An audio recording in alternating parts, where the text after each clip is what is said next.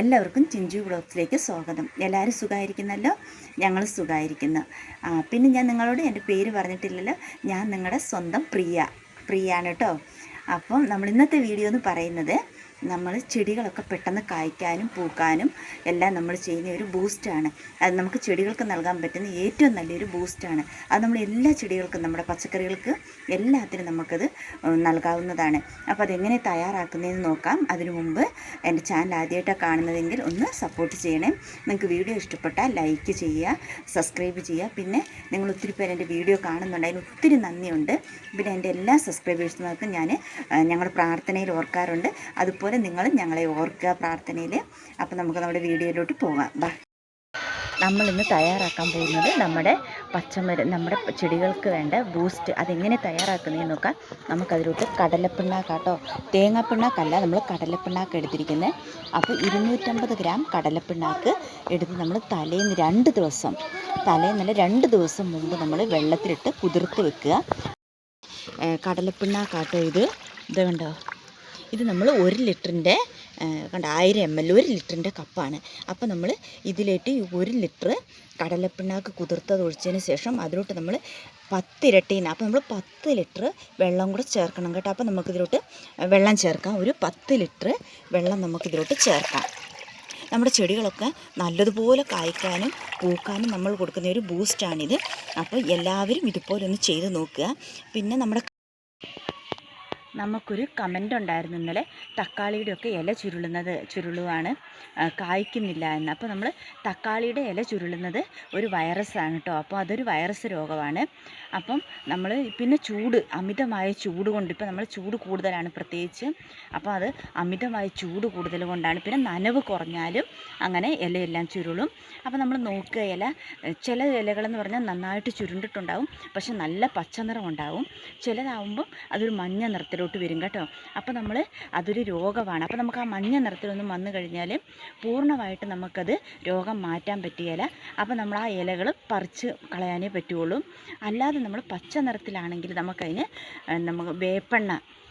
നമുക്ക് വേപ്പെണ്ണയും സോപ്പും, അത് നമുക്ക് സോപ്പും വേപ്പെണ്ണയും കൂടെ ലായനിയാക്കി നമുക്ക് ഇലയുടെ അടിഭാഗങ്ങൾ നമുക്കൊന്ന് തെളിച്ച് കൊടുക്കാവുന്നതാണ്. ഇനി തക്കാളിയുടെ ഈ ഇലകൾ ചുരുളുന്നതിനെക്കുറിച്ചൊക്കെ ഉള്ളൊരു ലോങ് വീഡിയോ ആയിട്ട് നമ്മൾ അടുത്ത ദിവസം തന്നെ 2 ദിവസത്തിനുള്ളിൽ ഞാൻ നിങ്ങളുടെ മുമ്പിൽ വരുന്നതാണ്. അപ്പോൾ നമുക്ക് ഇതിങ്ങനെ ചെയ്താൽ മതി കേട്ടോ. അപ്പോൾ നിങ്ങൾ നിങ്ങളുടെ കമൻറ്റ് ഒക്കെ ഒന്ന് അറിയിക്കുക. നിങ്ങൾക്ക് വീഡിയോ ഇഷ്ടപ്പെട്ടാൽ ലൈക്ക് ചെയ്യാനും സബ്സ്ക്രൈബ് ചെയ്യാനും മറക്കല്ലേ. എൻ്റെ വീഡിയോ എന്ന് പറയുന്നത് സാധാരണ വീട്ടമ്മമാരാണ് കാണാറുള്ളത്. കാരണം എൻ്റെ പ്രായമുള്ളവർ കാണാറുണ്ട്, എന്നെക്കാളും ചേച്ചിമാർ കാണാറുണ്ട്, അമ്മമാർ കാണാറുണ്ട്, ചേട്ടന്മാരുണ്ട്, അനിയന്മാരുണ്ട്. അപ്പോൾ നിങ്ങൾക്കൊക്കെ ഒത്തിരി എൻ്റെ ഹൃദയം നിറഞ്ഞ നന്ദി ഞാൻ അറിയിക്കുന്നു. കാരണം നിങ്ങളാണ് എന്നെ ഇതുവരെ എത്തിച്ചത്. അപ്പോൾ ഇനിയും നിങ്ങളുടെ സപ്പോർട്ട് ഞങ്ങളുടെ കൂടെ ഉണ്ടായിരിക്കണം. അപ്പോൾ എല്ലാവരും വീഡിയോ ലൈക്ക് ചെയ്യണം, നിങ്ങളുടെ കമൻറ്റുകൾ അറിയിക്കുക. നിങ്ങൾ പറയുന്നതിനുള്ള വീഡിയോ അടുത്തതായിട്ട് വരുന്നതാണ്. അപ്പോൾ നമുക്കിനി നമ്മുടെ തെളി എങ്ങനെ നമ്മളത് തയ്യാറാക്കിയിരിക്കുന്നത്, നമ്മുടെ കടലപ്പിണ്ണാക്കിൻ്റെ ഇത് വെറുതെ പറയുകയല്ല കേട്ടോ. ഇത് അത്ര നമ്മൾ ചെടികൾക്ക് നൽകാവുന്ന ഏറ്റവും നല്ലൊരു ബൂസ്റ്റാണ്. കാരണം അതുപോലെ ചെടികൾ കായ്ക്കുകയും പൂക്കുകയും ചെയ്യും. പിന്നെ നമ്മൾ തക്കാളികളിലൊക്കെ സൂഡോമോണസ് ഒരു 15 ദിവസത്തിന് ഇടവിട്ട് നമ്മൾ ലായനികൾ തെളിച്ച് കൊടുക്കാവുന്നതാണ് കേട്ടോ. അങ്ങനെ ചെയ്യുമ്പോൾ നമ്മുടെ തക്കാളിയുടെയൊക്കെ കുറേ കേടുകൾ മാറും, ഇല ചുരുളൽ അതൊക്കെ മാറും. അപ്പോൾ ഇതിൻ്റെ ഒരു ഡീറ്റെയിൽ ആയിട്ടുള്ളൊരു വീഡിയോ ആയിട്ട് ഉടൻ തന്നെ നമുക്ക് കാണാം. അപ്പോൾ നമുക്ക് നോക്കാം ഇനി നമ്മുടെ തെളിയൊക്കെ, നമ്മുടെ കടലപ്പിണ്ണാക്ക് നമ്മൾ തെളി എങ്ങനെയായിരുന്നു. പിന്നെ പ്രത്യേകിച്ചൊരു കാര്യം പറയാനുണ്ട്. കടലപ്പിണ്ണാക്ക് 2 ദിവസം നിങ്ങൾ കുതിർത്തതിന് ശേഷം മാത്രമേ എടുക്കാവൂ. കാരണം 1 ദിവസമല്ല 2 ദിവസം, എന്നാൽ മാത്രമേ അതിൻ്റെ ഗുണം നമുക്ക് ലഭിക്കുകയുള്ളൂ. അപ്പോൾ 2 ദിവസം നിങ്ങൾ കുതിർത്തതിന് ശേഷം അതിൻ്റെ തെളി എടുത്ത്, ഞാനിത് നേരത്തെ കുതിർത്ത് വെച്ചിട്ടുണ്ടായിരുന്നു കേട്ടോ. അതുകൊണ്ടാണ് ഞാൻ നിങ്ങളോട് ഇങ്ങനെ പറയുന്നത്. അതിൻ്റെ തെളി മാത്രം നമുക്ക് മതി, അതിൻ്റെ അടിയത്തെ മട്ട് വേണ്ട. ആ തെളി മാത്രമാണ് നമ്മൾ ചെടികളുടെ ചുവട്ടിൽ ഒഴിച്ചു കൊടുക്കാം. പിന്നെ ഇലകളിൽ നമുക്ക് സ്പ്രേ ചെയ്ത് കൊടുക്കാം. നമുക്ക് ആ തെളി നോക്കാം. ഇത് കണ്ടോ നമ്മുടെ തെളിയാട്ടോ. നമുക്ക് തെളി മാത്രം മതി. നോക്കി, തെളി മാത്രം നമുക്ക് എടുത്താൽ മതി. ഇതിനി നമുക്ക് നമ്മുടെ ചെടികൾ, അത് എന്ത് ചെടികളായാലും കുഴപ്പമില്ല, പൂച്ചെടികൾക്ക് ഒഴിക്കാം, നിങ്ങൾക്ക് ഏത് ചെടികൾക്ക് വേണമെങ്കിലും ഇത് ഉപയോഗിക്കാവുന്നതാണ്. ഇതൊരു സൂപ്പർ വളമാട്ടോ. നിങ്ങൾ ഉപയോഗിച്ച് നോക്കുക. നമുക്ക് നോക്കാം, ചെടികൾക്ക് ഒഴിച്ചു കൊടുക്കാം. നമ്മുടെ ഒരു മുള്ളങ്കിയാട്ടോ, റാഡിഷാണിത്. ഇത് റെഡ് കളർ, പിങ്ക് കളറില്ലേ, അതാണിത്. ഇതിൻ്റെ ചൂട് വഴി നമുക്കിങ്ങനെ ഒന്ന് ഒഴിച്ചു കൊടുക്കാവുന്നതാണ്. നല്ലതുപോലെ നമുക്കിത് തഴച്ച് വളരാനും നല്ല പോലെ ഇത് കായ്ക്കാനും പൂക്കാനും എല്ലാം ഈ ഒരു മരുന്ന് സൂപ്പറാണ്. ഇതൊരു ബൂസ്റ്റാണ് കേട്ടോ. അപ്പം എല്ലാവരും ഇതുപോലെ ഒന്ന് ചെയ്ത് നോക്കുക. എന്നിട്ട് അപ്പോൾ ഇനി നമ്മൾ 2 ദിവസം കഴിഞ്ഞിട്ട് വരുമ്പോൾ വീഡിയോ നിങ്ങൾ മറക്കാതെ കാണണം കേട്ടോ. 2 ദിവസം ഇടവിട്ടെന്ന് പറയുന്നത് എൻ്റെ മോളാണ് വീഡിയോ എഡിറ്റ് ചെയ്യുന്നത് കേട്ടോ.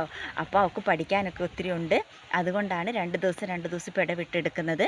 അപ്പോൾ നമുക്ക് നോക്കാം. നിങ്ങൾ അയക്കുന്ന എല്ലാ മെസ്സേജുകളും എനിക്ക് അന്ന് തന്നെ നോക്കാൻ നേരം കിട്ടിയില്ലെങ്കിലും ഞാൻ 2 ദിവസത്തിനുള്ളിൽ കാണുന്ന മെസ്സേജ് എല്ലാം മറുപടി അയക്കുന്നതായിരിക്കും. നിങ്ങൾ പറയുന്നത് എന്താണെന്ന് വെച്ചാൽ നമ്മൾ അടുത്ത വീഡിയോയിൽ അതിനുള്ള ആൻസർ പറയുന്നതായിരിക്കും.